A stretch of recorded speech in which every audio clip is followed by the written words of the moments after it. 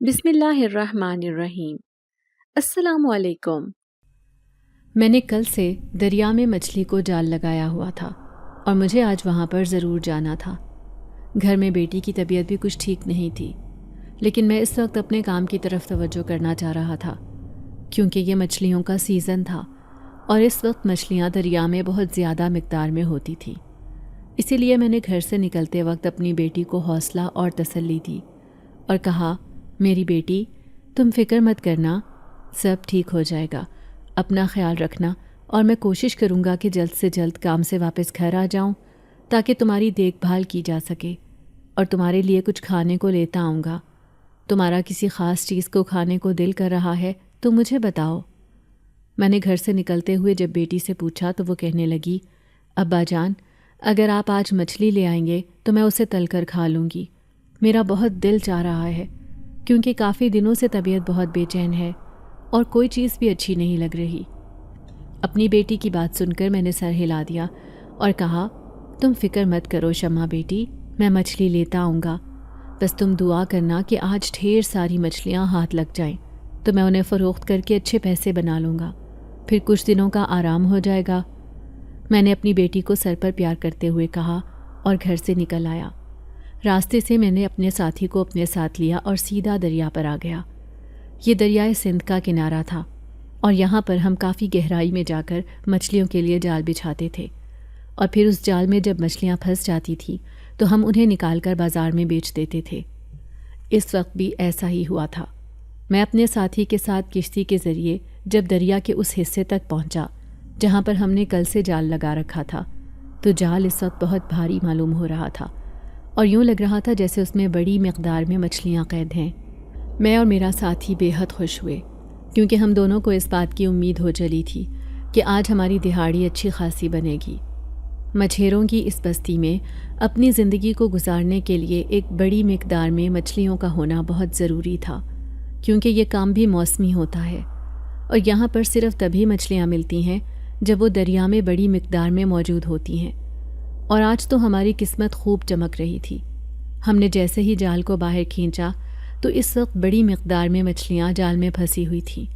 چھوٹی بڑی کافی ساری مچھلیاں دیکھ کر میری اور میرے ساتھی کی آنکھیں چمک اٹھیں اور بے اختیار ہم نے اللہ کا شکر ادا کیا کیونکہ آج کافی دنوں کے بعد اتنی زیادہ مچھلیاں ملی تھیں، اور ہم نے دل ہی دل میں اپنے منافع کا تخمینہ بھی لگا لیا تھا۔ ہم دونوں مچھلیوں کو الگ الگ کرنے لگے اور چھوٹی بڑی سائز کی مچھلیوں کو الگ الگ ڈرم میں ڈالنے لگے۔ یہ ہمارا روز کا کام تھا اور ہمیں اپنا کام اپنے طریقے سے کرنا آتا تھا۔ مچھلیوں کو الگ کرتے ہوئے ایک مچھلی پر میری نظر ٹھہر گئی۔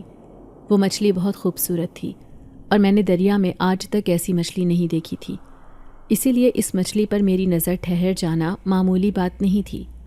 میں نے ایک دم سے اس مچھلی کو اٹھا لیا اور دیکھنے لگا۔ تبھی میرے دل میں اپنی بیٹی کی بات کا خیال آیا تو میں نے وہ مچھلی اس کے لیے الگ کر کے رکھ لی۔ سوچا میری بیٹی اسے کھائے گی تو اس کے جسم میں تھوڑی طاقت آئے گی۔ وہ ویسے بھی ماں بننے والی تھی اور اسے اس طرح کی خوراک کی ضرورت تھی جو اس کے لیے طاقت والی ہو، اسی لیے میں نے اپنے ساتھی کو بتا کر وہ مچھلی الگ کر کے رکھ لی اور تصور میں اپنی بیٹی کے چہرے کے بارے میں سوچنے لگا، جو اس مچھلی کو دیکھ کر کتنی خوش ہوگی۔ یہی سوچ کر میں نے جلدی جلدی اپنے کام کو نپٹایا اور اپنے ساتھی کو ہدایت دیتا ہوا گھر کی طرف روانہ ہوا۔ میرا خیال تھا کہ گھر پر بیٹی کو مچھلی دے کر اور کچھ دیر آرام کر کے پھر بازار کا رخ کیا جائے گا تاکہ وہاں پر جا کر ان مچھلیوں کو فروخت کیا جا سکے۔ میں بڑی خوشی خوشی گھر پہنچا اور اپنی بیٹی کو وہ مچھلی دی اور کہا، میری بیٹی، میں یہ مچھلی خاص تمہارے لیے لے کر آیا ہوں۔ اسے دیکھتے ہی میرے دل میں خیال آیا تھا کہ میری بیٹی جب یہ کھائے گی تو اسے بہت اچھا لگے گا، اسی لیے تم اسے تل کر کھا لینا۔ مجھے ابھی بازار جانا ہے اور وہاں پر مچھلیاں فروخت کرنی ہے تو میں شام کو دیر سے گھر آؤں گا۔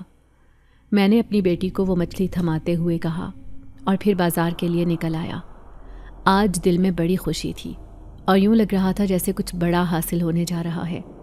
اس بات نے دل میں خوشی اور گہرا اطمینان بھر دیا تھا۔ ہم غریبوں کی زندگی میں ایسا دن قسمت سے آتا ہے، اور آج کا دن مجھے بہت روشن اور قسمت والا لگ رہا تھا، مگر میں یہ نہیں جانتا تھا کہ یہ دن میری بیٹی کی زندگی کا سب سے عجیب دن ہوگا۔ ہم نے کبھی جو سوچا ہی نہیں تھا وہ ہو جائے گا۔ میں اپنے دوست کے ساتھ مچھلیاں لیے مچھلی منڈی چلا گیا تھا۔ مچھلی منڈی میں ہر طرف ہلچل مچی ہوئی تھی۔ ہم نے جلدی سے مچھلیاں بیچنا شروع کیں۔ مچھلیاں بیچتے ہوئے ہمیں شام کی اذان مچھلی منڈی میں ہی ہو گئی۔ میں نے جلدی سے سامان سمیٹا اور گھر کی طرف روانہ ہو گیا، کیونکہ میری بیوی اور بیٹی گھر پر اکیلے تھے۔ میری بیٹی چونکہ حاملہ تھی، اسی لیے اس کی طبیعت بھی اکثر خراب ہی رہتی تھی، اس لیے گھر پہ کسی مرد کا ہونا بہت ضروری تھا۔ سارے راستے میں خدا کا شکر ادا کرتا گیا کہ آج کا دن اس نے بہت خوبصورت بنایا تھا۔ آج کے دن 2 اچھے کام ہو گئے۔ ایک، ہمارا مچھلیوں کا کام اچھا چل گیا، اور پھر دوسرا، میری بیٹی نے 6 مہینے بعد مچھلی کھانے کی فرمائش کی تھی، ورنہ وہ تو مچھلی کا نام سنتے ہی خوفزدہ ہو جاتی تھی۔ اس کی زندگی میں ہوئے حادثے نے اس کو اتنا ڈرا دیا تھا کہ وہ پانی کے نام سے ہی ڈر جاتی تھی۔ اس کا رنگ سفید پڑ جاتا تھا۔ آدھے گھنٹے کی مسافت کے بعد جب میں گھر پہنچا تو میری بیٹی مچھلی کو دھو رہی تھی۔ میں بھی مسکراتے ہوئے اس کے پاس بیٹھ گیا۔ تبھی وہ کہنے لگی کہ ابا، یہ کتنی خوبصورت مچھلی ہے، میرا تو اس کو کاٹنے کو دل ہی نہیں چاہ رہا تھا، ایسے لگ رہا تھا جیسے ابھی یہ زندہ ہو جائے گی۔ اپنی بیٹی کی عجیب و غریب باتیں سن کر پہلے تو میں حیران ہوا، پھر اس کی بچکانہ باتوں پر مجھے ہنسی آ گئی۔ ارے بیٹا، اتنی ہی پیاری لگ رہی تھی تو اس کو پانی میں ڈال دینا تھا، کیا پتہ یہ دوبارہ زندہ ہو جاتی۔ میری بات پر میرے پاس بیٹھی میری بیوی اور میری بیٹی دونوں ہنسنے لگیں۔ ان دونوں کو مسکراتا دیکھ کر میں بھی پرسکون ہو گیا۔ میں کچھ دیر آرام کے لیے وہاں پر ہی لیٹ گیا۔ تبھی اچانک میری نظر اپنی بیٹی پر پڑی تو میری حیرت کی انتہا نہ رہی۔ مجھے گھبراہٹ ہونے لگی تھی، کیونکہ میری بیٹی بہت عجیب نگاہوں سے اس مچھلی کو دیکھ رہی تھی اور مسلسل اس کی جلد پر ہاتھ پھیر رہی تھی۔ میری بیٹی کی آنکھوں میں اس وقت اتنی کشش تھی کہ ایک مرتبہ تو میں بھی گھبرا گیا۔ خوف میرے پورے وجود میں دوڑ گیا تھا۔ میں نے شمع کو 2 سے 3 مرتبہ آواز دی، مگر اس نے میری ایک بھی بات کا جواب نہ دیا۔ تبھی میں کانپتے ہوئے پیروں کے ساتھ شمع کے پاس گیا اور اس کے کندھے پر ہاتھ رکھا تو وہ ایک دم چونک اٹھی۔ میں نے اپنی بیٹی سے پوچھا، کیا بات ہے شمع، سب ٹھیک تو ہے؟ تمہیں کیا ہوا ہے؟ کن سوچوں میں گم ہو؟ کب سے آوازیں دے رہا ہوں، تمہیں میری آواز بھی سنائی نہیں دے رہی؟ تو وہ کہنے لگی، کچھ نہیں، میں کچھ بھی نہیں سوچ رہی تھی، پتہ نہیں کیا ہو گیا تھا۔ اتنا کہہ کر وہ اپنی جگہ سے اٹھی اور مچھلی لیے چولہے کے پاس بیٹھ کر مچھلی کو تلنے لگی۔ میں بھی پھر سے پرسکون ہو کر لیٹ گیا۔ ابھی 10 سے 15 منٹ گزرے تھے کہ اس نے زور زور سے چیخنا شروع کر دیا۔ میں اور میری بیوی ایک دم گھبرا گئے۔ مجھے لگا کہ شاید شمع کے ہاتھ پر تیل گر گیا ہے جس میں وہ مچھلی تل رہی تھی، اسی لیے وہ اتنا چیخ رہی ہے۔ مگر جیسے ہی میں نے دیکھا، شمع مچھلی کو دیکھ کر خوفزدہ ہو رہی تھی اور کہنے لگی، ابا، یہ مچھلی نہیں ہے، اس کو یہاں سے لے جاؤ۔ اس کی آنکھوں سے آنسو بہہ رہے تھے۔ اس کی حالت دیکھ کر میں بہت گھبرا گیا۔ تبھی وہ ایک دم بے ہوش ہو گئی۔ میری بیوی پاس کھڑی آنسو بہا رہی تھی۔ میں بھی سر پکڑے اپنی بیٹی کے پاس ہی بیٹھ گیا۔ جلدی سے پاس کے حکیم کو بلایا تو اس نے معائنہ کرنے کے بعد بتایا کہ شمع کو کسی بات کا جھٹکا لگا ہے، اسی لیے وہ ڈر کی وجہ سے بے ہوش ہو گئی ہے۔ اب یہ بات تو شمع ہی بتا سکتی تھی کہ آخر اس نے ایسا کیا دیکھ لیا تھا جس پر وہ اتنا گھبرا رہی تھی۔ حکیم صاحب کے جانے کے بعد میں شمع کا چہرہ مسلسل دیکھ رہا تھا، جو کہ پسینے میں شرابور تھا۔ کچھ دیر بعد شمع کو ہوش آئی تو ہم نے سکھ کا سانس لیا۔ میں نے شمع سے پوچھا کہ شمع، تمہاری طبیعت کو کیا ہوا تھا؟ تم ٹھیک تو ہو؟ تبھی وہ کہنے لگی کہ ابا، میں نہیں جانتی، نہ جانے کیوں مجھے مچھلی دیکھ کر خوف آ رہا تھا، مگر میرا مچھلی کھانے کو دل اتنا چاہ رہا ہے کہ بس نہیں چل رہا جلدی سے مچھلی کھا لوں۔ اس کی معصومانہ فرمائش پر میں اور میری بیوی دونوں مسکرانے لگے۔ ہم جانتے تھے کہ شمع کو مچھلی شروع سے ہی بہت پسند تھی، مگر اس کی زندگی میں ہوئے حادثے نے اس کو اتنا خوفزدہ کر دیا تھا کہ اب وہ پانی کے نام سے بھی گھبراتی تھی، مچھلی کے نام سے ڈر جایا کرتی تھی۔ میری بیوی نے ہم دونوں کے آگے مچھلی رکھی تو ایک مرتبہ اس مچھلی کو دیکھ کر میری آنکھیں بھر آئی تھیں۔ میں وہ وقت سوچنے لگا جب میرے گھر میں خوشیوں نے اچانک سے دستک دی تھی۔ تب مجھے ایسے معلوم ہوتا تھا جیسے غم تو کہیں دور چلے گئے ہیں، برا وقت تو جیسے ختم ہی ہو گیا ہے، اچھا وقت تو ابھی شروع ہونا باقی ہے، اور یہ اچھا وقت کبھی ختم نہیں ہوگا۔ میرا داماد بھی ایک مچھیرا ہی تھا، مچھلیوں کا شکار کرتا اور مچھلی منڈی میں جا کر بیچ دیتا۔ میں اور وہ اکثر اکٹھے ہی مچھلیوں کا شکار کیا کرتے تھے۔ وہ نہایت شریف انسان تھا۔ اس کے گھر میں ایک بوڑھی ماں تھی اور ایک کماری بہن۔ اسے ہر وقت اس بات کی فکر ستائی جاتی تھی کہ کس طرح وہ اپنے گھر کا خرچہ اچھے سے چلا سکے۔ مجھے وہ لڑکا بہت پسند تھا۔ میری بھی ایک ہی بیٹی تھی، شمع۔ میں اس کی بھی شادی کرنا چاہتا تھا۔ ایک روز میں نے اور انفال نے ایک ساتھ جال پھینک دیا۔ اگلے روز جب میں جال اٹھانے آیا تو میرا پیر پھسلنے کی وجہ سے میں سمندر میں گر گیا۔ سمندر کی گہرائی کافی زیادہ تھی۔ میں ڈوب رہا تھا جب انفال نے اپنی جان کی پرواہ کیے بغیر سمندر میں چھلانگ لگا دی اور بہت مشکل سے کچھ لوگوں کی مدد سے مجھے سمندر سے باہر نکالا۔ میں بزرگ آدمی تھا، اسی لیے سنبھلنے میں مجھے کچھ وقت لگا۔ انفال ہی مجھے پاس کے ہسپتال لے گیا اور سارا خرچہ اٹھایا۔ اس روز اس نے میرے دل میں مزید جگہ کر لی تھی۔ مجھے اپنی بیٹی کے لیے انفال جیسا لڑکا ہی چاہیے تھا۔ وہ نیک اور شریف گھرانے سے تعلق رکھتا تھا۔ جتنا میں کما لیتا تھا اس سے دگنا وہ بھی کما لیتا، اس لیے اس کی کمائی پر بھی مجھے کوئی اعتراض نہیں تھا۔ بس اب میں یہی چاہتا تھا کہ میں انفال سے جلد اپنی شمع کے لیے رشتہ مانگ لوں، مگر میں ہچکچاہٹ کا شکار تھا۔ تبھی میں نے اپنے ایک دوست کی مدد سے انفال کے گھر رشتہ بھیج دیا۔ انفال بھی مجھے اچھے سے جانتا تھا، اسی لیے انہوں نے اس رشتے کے لیے ہاں کر دی۔ میں بہت خوش تھا۔ ہر چیز جلدی ہو رہی تھی اور مجھے لگ رہا تھا کہ شاید میری قسمت کھل گئی ہے، مگر میں نہیں جانتا تھا کہ ایک بہت بڑا حادثہ ہمارے ساتھ پیش آنے والا ہے۔ تبھی تو سب کچھ اتنی جلدی ہو رہا تھا۔ میں نے اپنی 19 سالہ شمع کی شادی 30 سالہ انفال سے کر دی۔ چونکہ دونوں گھرانے اس قابل نہیں تھے کہ بڑی تقریب کر سکتے، اسی لیے سادگی سے ہی نکاح ہوا اور رخصتی ہو گئی۔ شمع کو رخصت ہوئے 3 مہینے ہو چکے تھے اور یہ 3 مہینے مچھلیوں کا سیزن بھی نہیں تھا، اس لیے میں تو سبزی فروخت کر لیا کرتا تھا۔ شمع بہت کم ہمارے گھر آتی تھی۔ ایک روز شمع ہمارے گھر آئی تو ہمیں اس بات کا علم ہوا کہ شمع امید سے ہے، وہ حاملہ ہے۔ میری تو خوشی کا کوئی ٹھکانہ ہی نہیں تھا۔ اتنی خوشیاں ایک ساتھ ہمارے گھر پر آ گئی تھیں۔ کبھی کبھار دل ڈر بھی جایا کرتا تھا، مگر پھر میں سب کچھ نظر انداز کر دیتا۔ شمع بھی 3 مہینے کی حاملہ تھی کہ مچھلیوں کا سیزن پھر سے شروع ہو گیا، اور وہ ایک شام ہماری ساری خوشیاں انفال کے ساتھ ہی ختم ہو گئیں۔ سمندر کے کنارے میں اور انفال مچھلیاں ہی پکڑ رہے تھے کہ جب جال میں اچانک سے ایک بڑی مچھلی پھنس گئی۔ انفال بھی میری مدد کرنے لگا تاکہ ہم دونوں اس مچھلی کو کھینچ کر باہر نکال سکیں، مگر خدا کو کچھ اور ہی منظور تھا۔ انفال کا اچانک سے پیر پھسلا اور وہ سمندر میں جا گرا۔ ایسا نہیں تھا کہ انفال کو تیرنا نہیں آتا تھا، مگر وہ کہتے ہیں نا، جب موت سر پہ سوار ہو تو پھر بس بہانہ ہی بنتا ہے۔ دیکھتے ہی دیکھتے انفال ہم سے بہت دور چلا گیا۔ سمندر کی گہرائی زیادہ ہونے کی وجہ سے ہم انفال کو بچا نہ سکے۔ ہم نے بہت کوشش کی کہ انفال کو بچا لیا جائے، مگر انفال نہ بچ سکا اور اس روز اس کی موت ہو گئی۔ ہمارے گھر میں تو کوہرام مچ گیا تھا۔ برا وقت آئے تو لوگوں کے چہرے بھی صاف دکھائی دینے لگتے ہیں، ایسا میں نے سن رکھا تھا، مگر اپنی بیٹی کے بیوہ ہونے کے بعد اس بات کا بخوبی اندازہ ہو گیا تھا۔ میری بیٹی کی ابھی عدت مکمل بھی نہیں ہوئی تھی جب اس کے سسرال والوں نے اسے یہ کہہ کر گھر سے نکال دیا کہ وہ اور اس کا بچہ دونوں ہی منحوس ہیں۔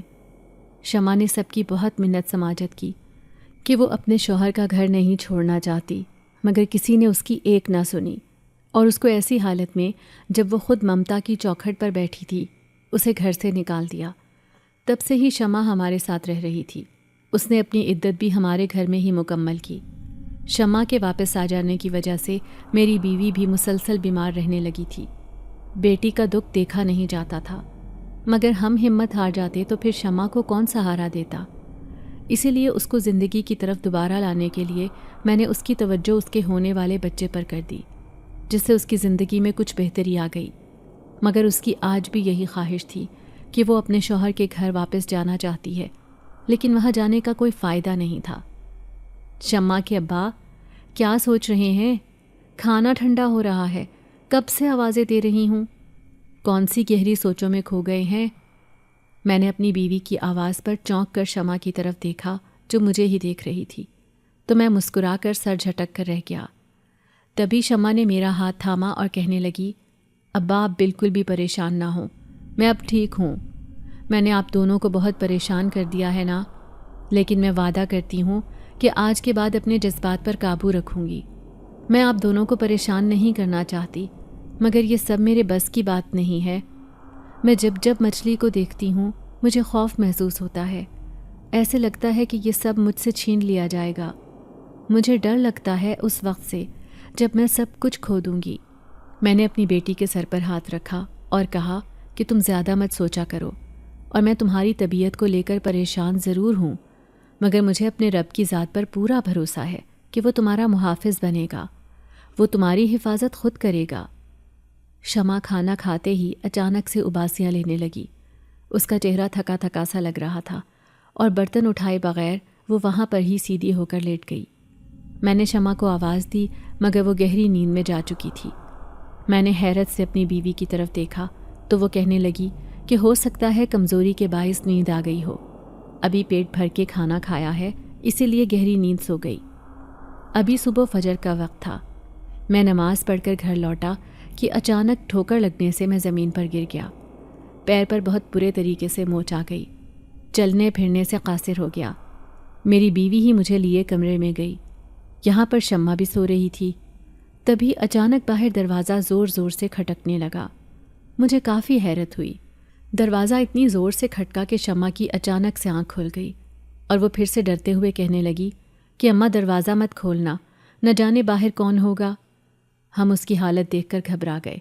میں نے اسے تسلی دی اور کہا کہ کوئی پڑوسی ہی ہوگا، اس وقت ہمارے گھر اور کس نے آنا ہے؟ مگر اس کی ایک ہی رٹ تھی کہ دروازہ نہ کھولا جائے۔ اس کا ڈرنا گھبرانا ہماری سمجھ سے باہر تھا۔ آخر وہ اتنا کیوں ڈر رہی تھی؟ اور یہ تب سے ہوا تھا جب سے میں نے اسے مچھلی کھانے کو بولا تھا۔ میں نے اپنی بیوی کو اشارتاً بیٹھنے کو کہہ دیا اور شمع کو حوصلہ دیا کہ ٹھیک ہے، ہم دروازہ نہیں کھولیں گے، تم پریشان مت ہو۔ بیوی کو میں نے کہہ دیا کہ جو بھی ہوگا دوبارہ آ جائے گا، ابھی فی الوقت ہمیں شمع کی حالت دیکھنی چاہیے۔ میری بیوی روتے ہوئے اٹھی اور نماز ادا کرنے چلی گئی۔ میں بھی وہاں پر لیٹ گیا۔ میں نے شمع سے بولا کہ اٹھ کر نماز پڑھو اور اپنے لیے دعا کرو، اللہ تمہاری دعاؤں کو ضرور قبول کرے گا۔ وہ اٹھی اور باہر گئی۔ تبھی پھر سے دروازہ کھٹکنے کی آواز آنے لگی۔ میں نے کمرے کی کھڑکی سے دیکھا تو شمع دروازے کی طرف ہی جا رہی تھی۔ اس کے چہرے کا رنگ بالکل سفید پڑ چکا تھا، مگر میں چاہتا تھا کہ وہ ڈرے بغیر سب کا مقابلہ کرے۔ اس کا ڈر میری سمجھ سے باہر تھا۔ اب تو وہ چھوٹی چھوٹی بات سے بھی ڈرنے لگی تھی۔ اس نے دروازہ کھولا تو باہر ایک آدمی کھڑا تھا جس نے خود کو مکمل طور پر چادر میں چھپا رکھا تھا۔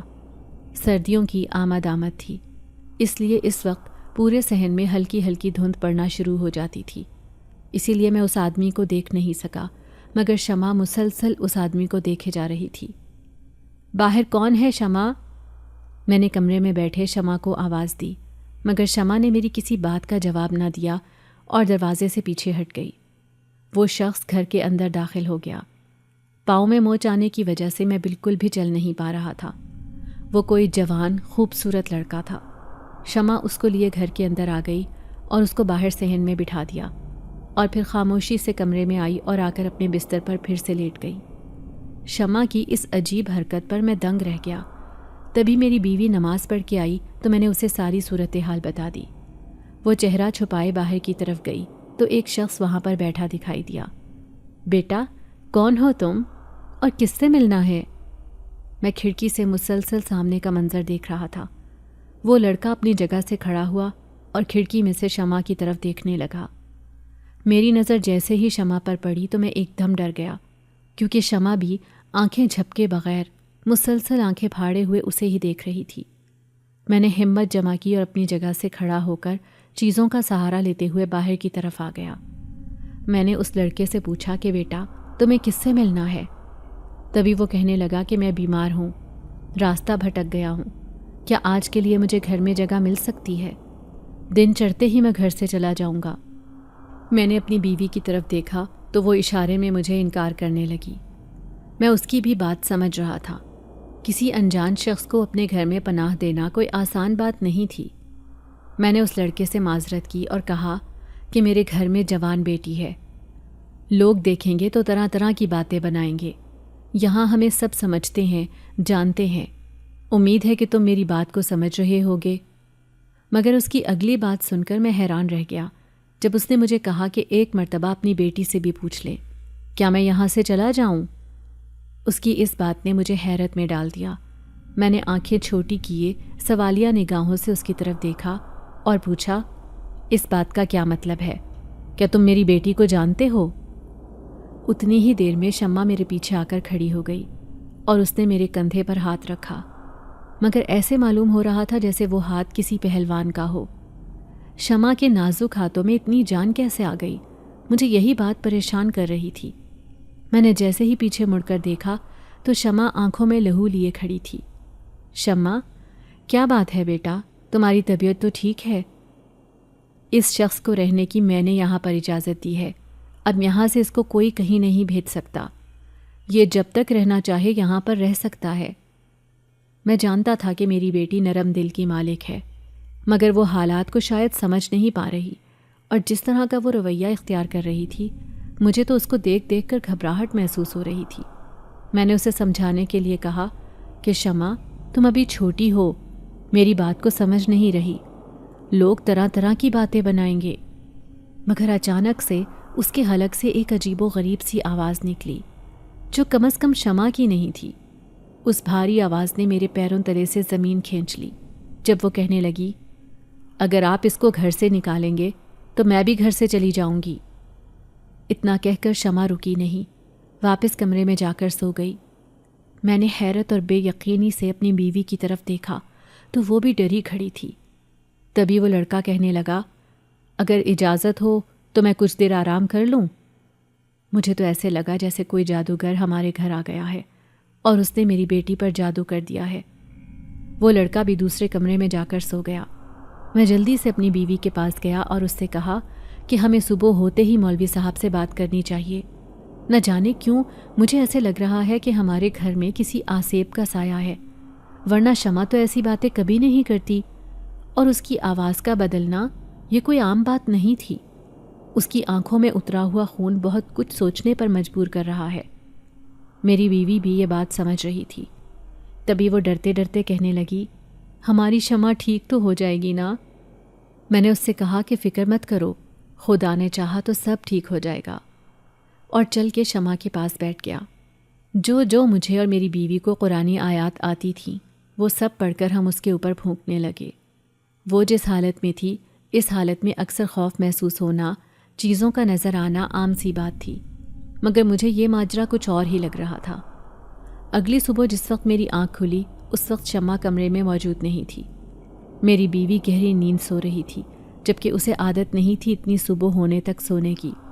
میں نے اپنی بیوی کو نہ اٹھایا اور اسے آرام کرنے دیا اور اٹھ کر خود شمع کو دیکھنے چلا گیا۔ میرا دل بہت گھبرا رہا تھا، ایسے لگ رہا تھا جیسے کوئی انہونی ہونے کو ہے۔ وہ رات والا لڑکا بھی ہمارے ہی گھر پر موجود تھا، اسی لیے مجھے شمع کی فکر ہونے لگی تھی۔ میں چیزوں کے سہارے کی مدد سے کمرے سے باہر نکلا تو صحن میں شمع کہیں بھی نہیں تھی، لیکن دوسرے کمرے سے اس لڑکے کے بولنے کی آوازیں آ رہی تھیں۔ میں جلدی جلدی چلتا ہوا اس کمرے تک گیا۔ ابھی اندر جاتا کہ اندر کے منظر نے مجھے اپنی جگہ رکنے پر مجبور کر دیا تھا۔ میں نے دیکھا کہ وہ لڑکا اپنے ہاتھ میں سنہرے رنگ کی مچھلی کو پکڑے سہلا رہا تھا۔ وہ مچھلی زندہ تھی۔ وہ لڑکا بے حد خوبصورت تھا۔ وہ لڑکا مسلسل شمع سے ایک ہی بات پوچھ رہا تھا، کیا تم اس مچھلی کو کھانا پسند کرو گی؟ اور شمع مسلسل آنکھیں پھاڑے اس مچھلی کو گھور کر دیکھ رہی تھی، جیسے اسے آنکھوں سے ہی نگل جائے گی۔ یہ سب دیکھتے ہوئے میرے چہرے پر پسینے کی ننھی ننھی بوندیں چمکنے لگی تھیں۔ میرا پورا وجود کانپ رہا تھا۔ تبھی اچانک میری بیوی نے میرے کاندھے پر ہاتھ رکھا تو میں ایک دم ڈر گیا۔ میں نے پیچھے مڑ کر دیکھا تو وہاں میری بیوی کھڑی تھی، مگر جیسے ہی اس نے بھی سامنے کا منظر دیکھا تو وہ بھی پریشان ہو گئی۔ میں نے اسے خاموش رہنے کا اشارہ کیا۔ میں دیکھنا چاہتا تھا کہ آخر وہ لڑکا کرتا کیا ہے۔ اس لڑکے کے ہاتھ میں مچھلی بن پانی کے مچل رہی تھی، لیکن اس لڑکے کو کوئی فرق نہیں پڑ رہا تھا۔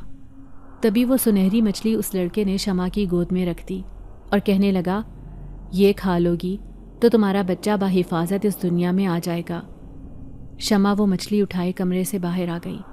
میں نے شمع کو کئی آوازیں دیں، مگر اس نے میری کسی بھی آواز کا کوئی جواب نہیں دیا۔ شمع رکو بیٹا، کہاں جا رہی ہو؟ شمع اس مچھلی کو پھینک دو۔ مگر شمع ہماری سنے بغیر اپنے ہی راستے پر چل کر جا رہی تھی۔ میری بیوی کا رو رو کر برا حال تھا۔ وہ مسلسل مجھے بس ایک ہی بات کہہ رہی تھی کہ ہماری بچی کو بچا لیں، اسے کیا ہو گیا ہے۔ میں نے اپنی بیوی کا بازو پکڑا اور دروازے کو تالا لگاتے ہوئے مولوی صاحب کے پاس چلا گیا۔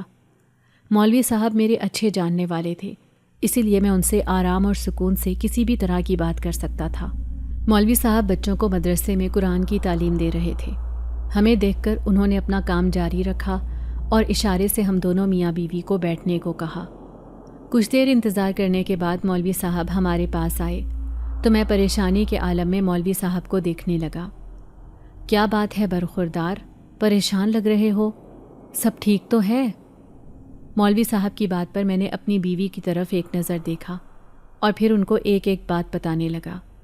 میں نے اپنی بیٹی کا ماضی نہیں بتایا، مگر جو اس کے ساتھ 2-3 دن سے ہو رہا تھا وہ سب ان کے گوش گزار کر دیا۔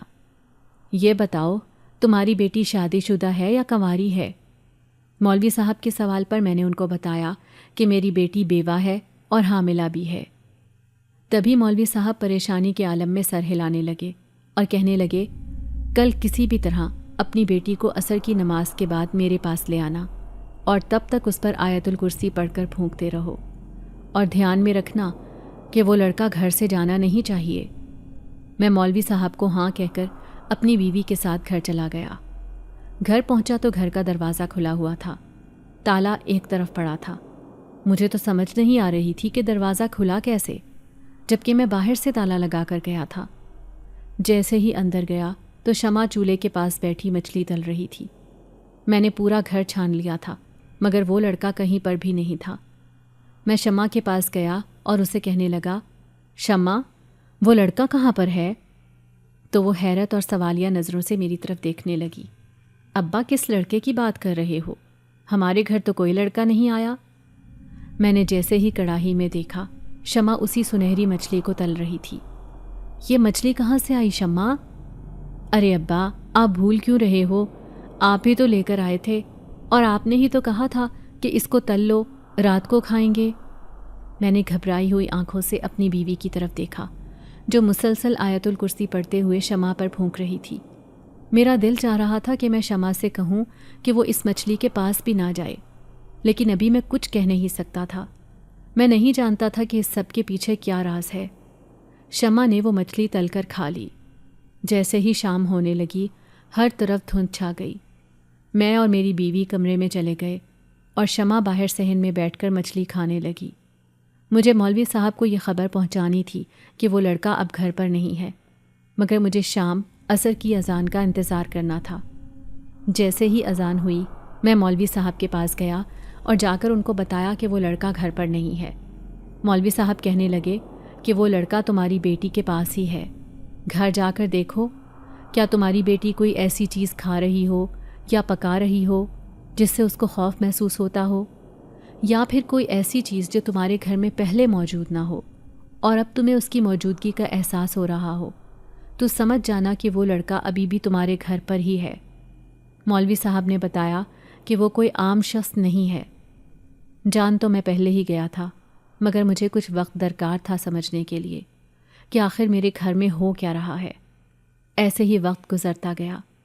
تبھی میرے دماغ میں اس سنہری مچھلی کا خیال آیا تو میں سمجھ گیا کہ وہ لڑکا ابھی بھی گھر پر ہی موجود ہے۔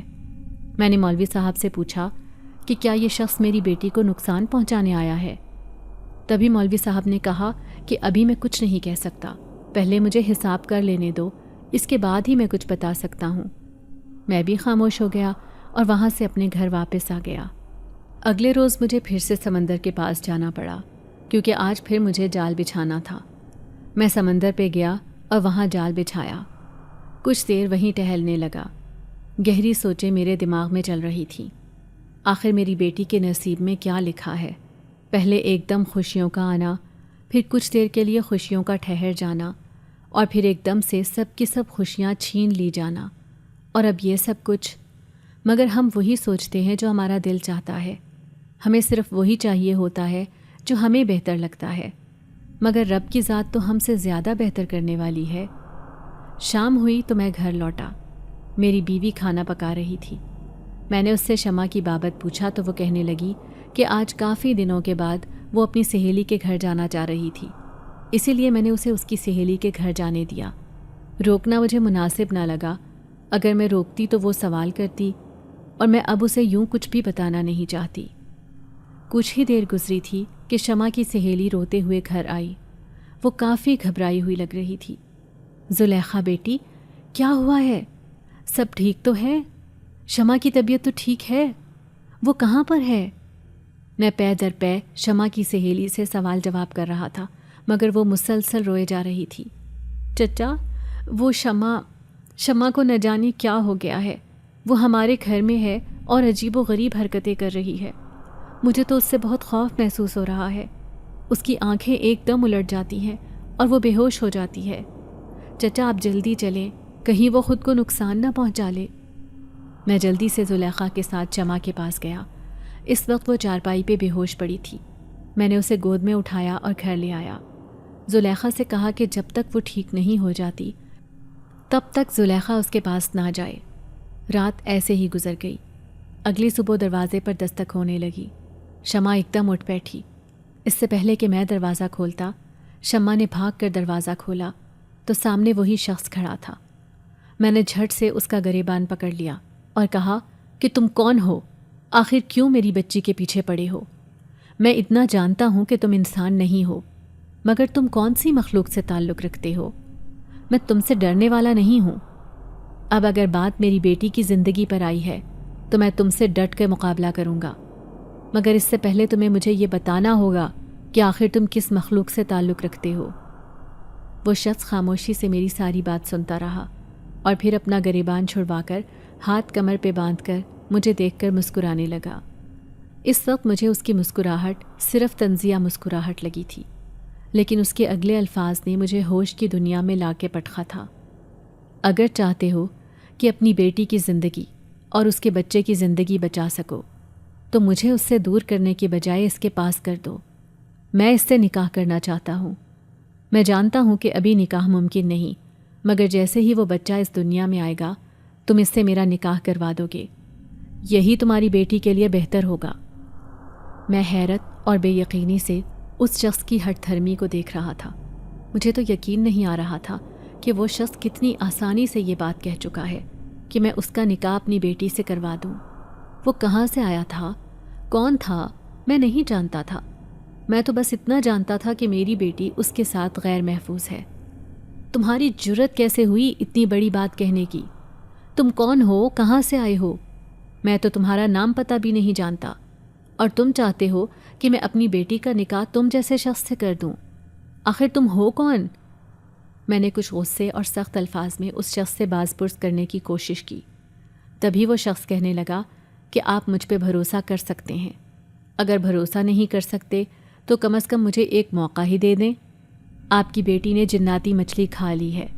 اب جب تک اس کا نکاح مجھ سے نہیں ہوگا تب تک میں اس کا پیچھا نہیں چھوڑ سکتا۔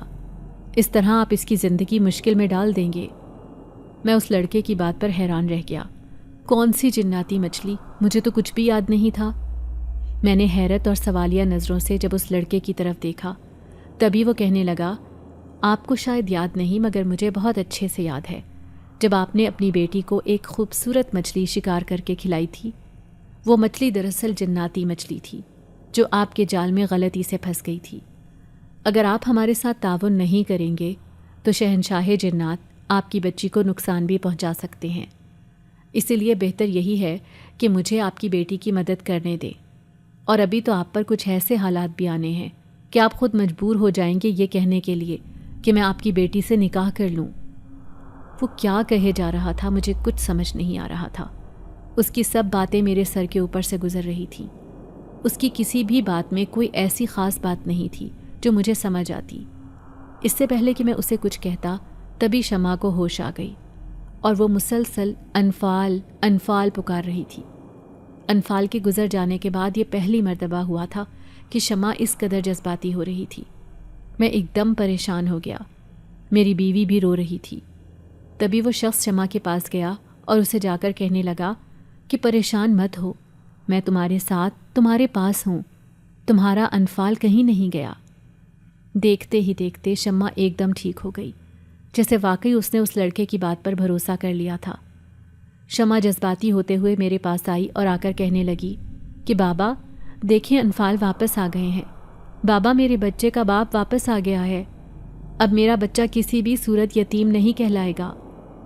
میری آنکھوں میں اس کی باتوں سے آنسو آ گئے۔ میں تو اس کی تکلیف سوچ ہی نہیں پایا تھا۔ وہ میرے سامنے ہنسنے بولنے والی لڑکی دل ہی دل میں کیا کچھ برداشت کر رہی تھی، وہ کس طرح اندر ہی اندر ہر روز مر رہی تھی، مجھے پتہ ہی نہیں چلا۔ میں سمجھتا تھا کہ مجھ سے زیادہ میری بچی کی حفاظت کوئی نہیں کر سکتا، مگر میں اس کے حالات جان ہی نہیں پایا، حفاظت اس کی کیا کرتا۔ وہ شخص میرے پاس آیا اور مجھے کہنے لگا کہ دیکھ رہے ہیں آپ، اپنی بیٹی کی حالت پر غور کیجیے، اس وقت اس کو نہ آپ کی، نہ میری اور نہ ہی اپنی ماں کی ضرورت ہے، بلکہ اس وقت اس کو صرف انفال کی ضرورت ہے۔ میں آپ سے وعدہ کرتا ہوں کہ آپ کی بچی کو کسی قسم کا کوئی نقصان نہیں پہنچاؤں گا، اور جیسے ہی معاملات کچھ بہتر ہوں گے میں یہاں سے ہمیشہ ہمیشہ کے لیے چلا جاؤں گا۔ مگر میں پھر بھی اس لڑکے پہ بھروسہ نہیں کر پا رہا تھا۔ اگلے روز عصر کے بعد میں شمع کو لیے مولوی صاحب کے پاس چلا گیا۔ مولوی صاحب نے اس پر دم کیا اور کہنے لگے کہ اس پر جنات کا سایہ ہے۔ میں نے مولوی صاحب سے پوچھا کہ کیا وہ جنات اس کو نقصان پہنچانے کے لیے آئے ہیں؟ تبھی وہ کہنے لگے کہ نہیں، اس کو کوئی نقصان نہیں پہنچے گا، لیکن پھر بھی احتیاط بہتر ہے، اور جس حالت میں یہ ہے اس کے ساتھ کسی جنات کا سایہ ہونا کوئی عام بات نہیں ہے۔ مولوی صاحب نے کہا کہ وہ 7 دن تک ہمارے گھر میں اذان دیں گے تاکہ وہ شہنشاہ جنات اس گھر سے چلے جائیں۔ میں نے مولوی صاحب سے کسی بات کا ذکر نہیں کیا اور نہ ہی ان کو کچھ بتایا کہ اس لڑکے سے میری کیا بات چیت ہوئی ہے۔ مولوی صاحب 7 دن تک ہمارے گھر میں اذان دیتے رہے۔ اس روز کے بعد سے وہ لڑکا ہمارے گھر میں کبھی دکھائی نہیں دیا تھا۔ میں نے تو سکھ کا سانس لیا، مگر ایک بات جو مسلسل میں دیکھ رہا تھا وہ یہ تھی کہ میری بیٹی جب بھی مغرب کی اذانیں ہوتیں تو ایک کونے میں کھڑی ہو کر خود سے باتیں کرتی رہتی، اور اکثر میں نے اس کونے میں اس کو دیا جلاتے ہوئے بھی دیکھا تھا۔ وہ وہاں پر ہر وقت روشنی لگتی تھی، جیسے ہی شام ہونے لگتی وہ دیا اس کونے میں جلا دیتی۔ میں اکثر پوچھتا کہ وہاں پر دیا کیوں جلایا ہے، تو وہ یہ کہہ کر چپ کر جاتی کہ انفال وہاں پر رہتے ہیں اور ان کو اندھیرے سے الجھن محسوس ہوتی ہے، اسی لیے میں وہاں پر روشنی کر دیتی ہوں۔ مجھے لگا کہ جنات کا مسلسل اس پر سایہ رہنے کے بعد اس پر کچھ اثرات باقی رہ گئے ہیں، وقت کے ساتھ ساتھ سب ٹھیک ہو جائے گا۔ وقت گزرتا گیا اور ایسے ہی وہ دن بھی آ گیا جس دن کا ہمیں انتظار تھا۔ شمع کو خدا نے ایک بیٹے سے نوازا تھا۔ جیسے ہی اس کا بیٹا 1.25 مہینے کا ہوا تو اس کے سسرال والے ہمارے گھر آ گئے۔ سال گزر جانے کے بعد اس کے سسرال والے ہمارے گھر آئے تھے۔ ہم سب تو حیران تھے اور ان کے آنے کا مقصد جاننا چاہتے تھے۔ جب وہ کہنے لگے کہ ہم شمع کو اپنے ساتھ لے کر جانا چاہتے ہیں، ہم سے بہت بڑی غلطی ہو گئی، ہم اپنے بیٹے کی آخری نشانی کو اپنے ساتھ رکھنا چاہتے ہیں۔ میری بیوی نے اشارتاً مجھے کمرے سے باہر بلایا۔ میں اس کی بات سننے کے لیے گیا تو وہ پریشان لگ رہی تھی۔ میں نے اس سے پریشانی کی وجہ پوچھی تو وہ کہنے لگی کہ نہ جانے کیوں میرا دل بہت گھبرا رہا ہے، مجھے ایسے لگ رہا ہے جیسے کچھ بہت برا ہونے والا ہے۔ یہ لوگ صرف اپنا وارث لینے آئے ہیں، ان کو ہماری بیٹی سے کوئی غرض نہیں۔ اگر انہوں نے ہماری بیٹی کو لے جا کر کوئی نقصان پہنچایا تو ہم کیا کریں گے؟ میں نے اپنی بیوی کو سمجھایا کہ وہ بلا وجہ کچھ زیادہ ہی سوچ رہی ہے، ایسا کچھ نہیں ہے، ہماری بیٹی کی خوشی کا کوئی ٹھکانہ نہیں ہے، کیا تمہیں وہ نظر نہیں آ رہا؟ مگر وہ ماں تھی اور ماؤں کو الہام ہو ہی جایا کرتے ہیں۔ میں اپنی بیوی کو سمجھا بجھا کر جیسے ہی کمرے کی طرف گیا تو اندر سے آنے والی آواز اور باتوں کو سن کر مجھے لگا کہ میں اپنے پیروں پر مزید کھڑا نہیں ہو سکتا۔ جب انفال کی ماں انفال کے کزن کو سمجھا رہی تھی کہ ہم کون سا اس سے تمہاری شادی کرنے لگے ہیں، صرف بات ہی کریں گے اور پھر اسے اپنے گھر لے جا کر مار دیں گے، اور سب میں یہی بات ثابت کر دیں گے کہ ان کی بیٹی نے خودکشی کر لی ہے کیونکہ وہ کسی اور سے پیار کرتی تھی، اور جب ہم نے اس کی چوری پکڑ لی تو اس نے ڈر کے مارے خودکشی کر لی۔ شمع کے سسرال والوں کی باتیں سن کر میرے 14 طبق روشن ہو گئے۔ تبھی اچانک سے میرے دماغ میں ایک جھماکا سا ہوا اور اس شخص کے الفاظ میرے کانوں میں گونجنے لگے جب اس شخص نے کہا تھا کہ آپ پر ایسے حالات بھی آئیں گے کہ آپ خود چاہیں گے کہ آپ کی بیٹی کا نکاح مجھ سے ہو جائے۔ میری آنکھوں میں آنسو تھے، مجھے سمجھ نہیں آ رہی تھی کہ میں کیا کروں۔